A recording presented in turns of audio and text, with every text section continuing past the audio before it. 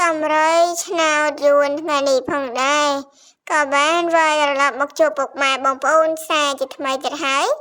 សម្រាប់តម្រុយឆ្នោតថ្ងៃនេះផងដែរក៏ដូចជាសពមួយដងមកពុកម៉ែបងប្អូនស្រឡាញ់ពេញចិត្តនៅវីដេអូមួយនេះក៏សូមពុកម៉ែបងប្អូនកុំភ្លេចជួយចុច like subscribe អ្នកមួយផងដើម្បីទទួលបានរាល់តម្រុយឆ្នោតយួនថ្មីជូនទៅកាន់ពុកម៉ែបងប្អូនទាំងអស់គ្នាដែលគិតថ្លៃជារៀងរាល់ថ្ងៃតែម្ដង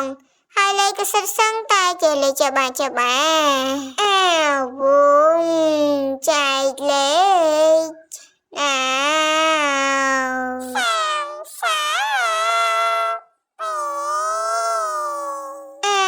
វងចែកលេខឆ្នោ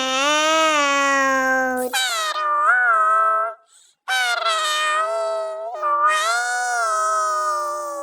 អា